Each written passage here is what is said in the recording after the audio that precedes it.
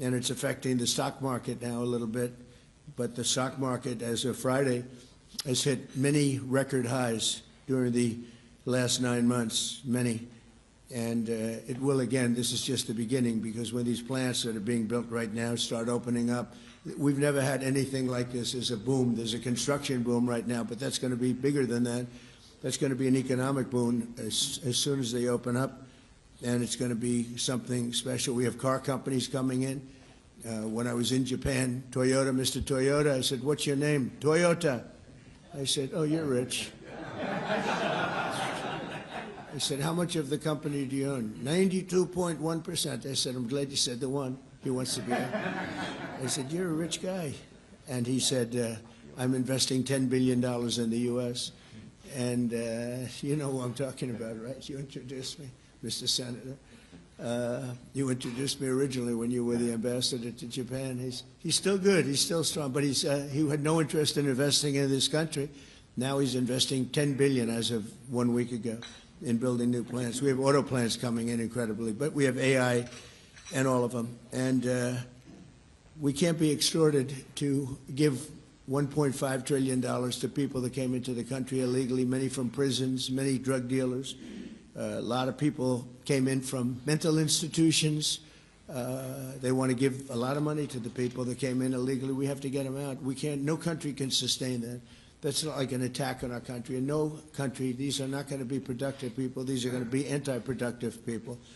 And we can all have big hearts. I have a bigger heart than anybody, but we can't let that happen.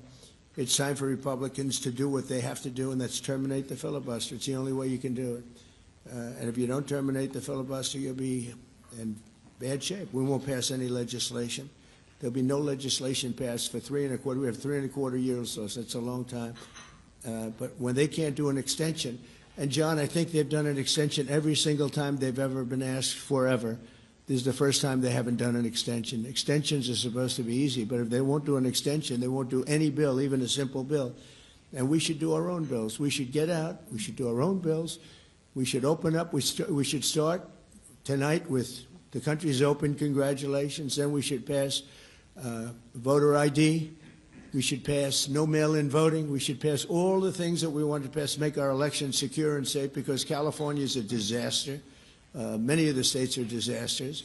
But can you imagine when they vote almost unanimously against voter ID? All we want is voter ID. You go to a grocery store, you have to give ID.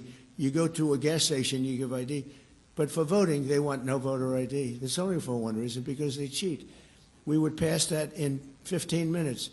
If you don't get it, you'll never pass that. You'll never talk about mail-in ballots. Mail-in ballots make it automatically corrupt. If you have mail-in ballots, automatically it's correct. Even Jimmy Carter, they had the Carter Commission after he got out of office, and he had a group of very distinguished people, Democrats and Republicans, and they passed, they recommended things take place. It was a long time ago.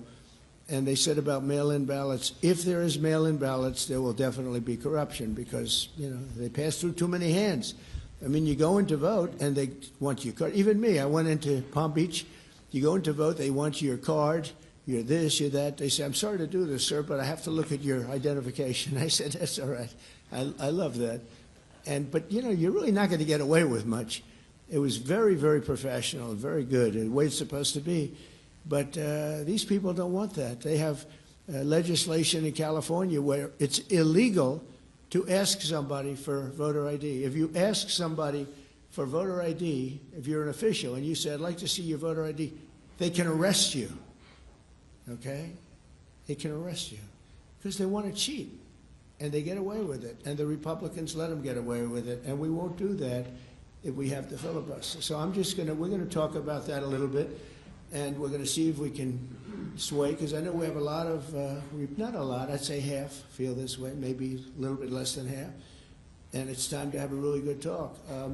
If I thought that they weren't going to pass the filibuster, I wouldn't even bring it up. They're going to pass it within the first hour. If they take power, and it's more likely that they take power if we don't do it, because we're not going to be passing any legislation, not going to approve anything. We're going to go 3.25 years. There won't be one bill that we're going to pass.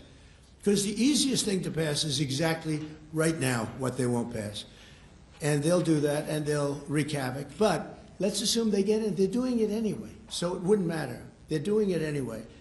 And, you know, I have a case where I have great U.S. attorneys that can't be approved because of the blue slips. The blue slips, I think you should terminate blue slips, too. It's a mental termination because it's really a custom.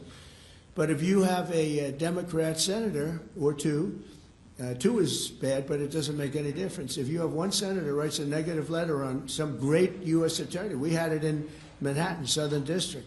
Jay Clayton, one of the most respected lawyers in the whole country, by far, one of the most respected, and couldn't get approved. The courts approved him. The courts couldn't believe it. They did it like instantly.